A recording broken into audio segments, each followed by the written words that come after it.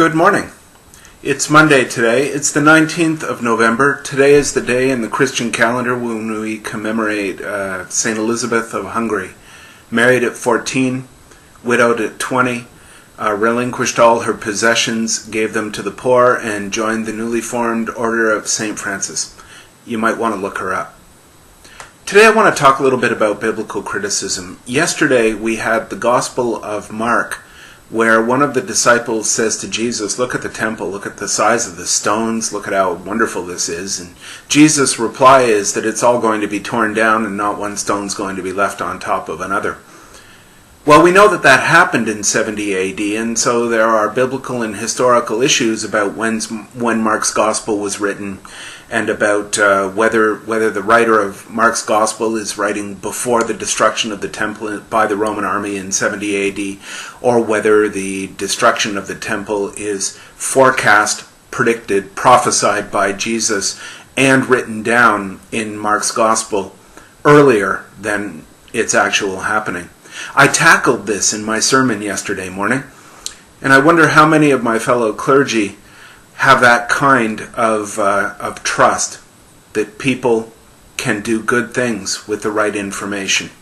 And that's what I want to talk about this morning. I want to talk a little bit about historical and biblical criticism.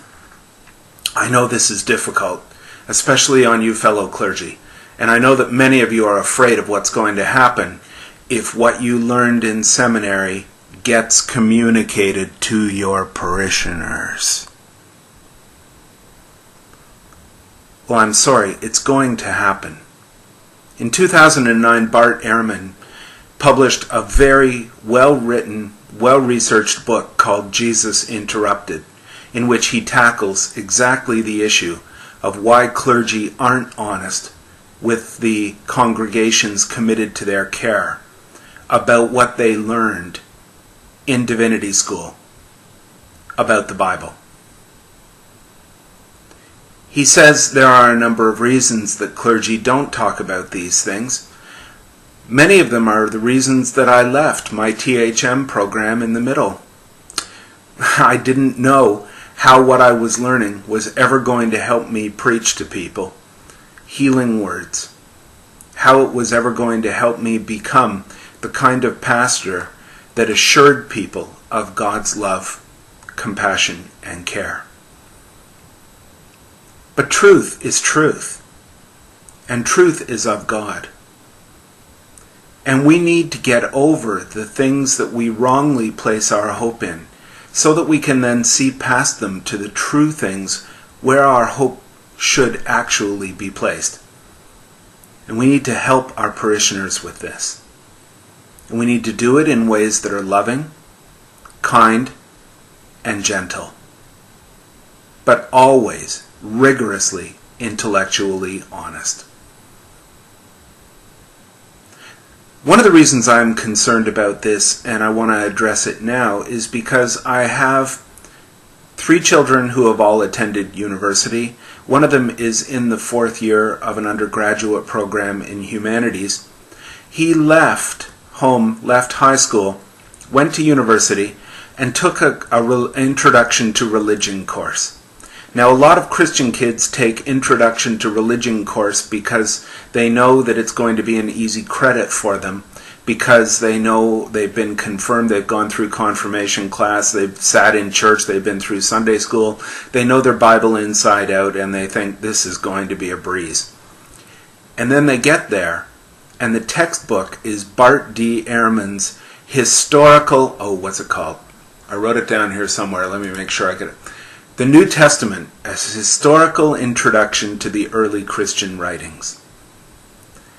And it blows them away.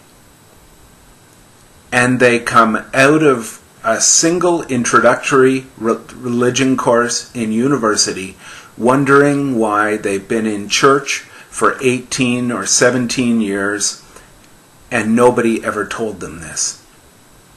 Wondering if their parents know this. Wondering why their pastor is clueless about it. And if it's being taught to first-year university students, why isn't this information I was given in church? Now, Some of them will go back to church and try to engage other people in conversations about this stuff, and you know what will happen? They will be told, we don't talk about that here. Or they will be told, that kind of stuff is not faithful. Or they will be told all kinds of other things. And it's just denial. We need to be honest about these things. We need to be honest with our parishioners about these things. And there needs to be a better bridge between the academy and the church. I don't have much more to say about this than what I just did, except if you're a priest and you're not providing, whether through adult Christian education, through your confirmation classes, if you're not providing opportunities for your people to learn what you know because you were taught it, I don't think you're doing your job. I think you're missing it. And you should look at that. Grace and peace.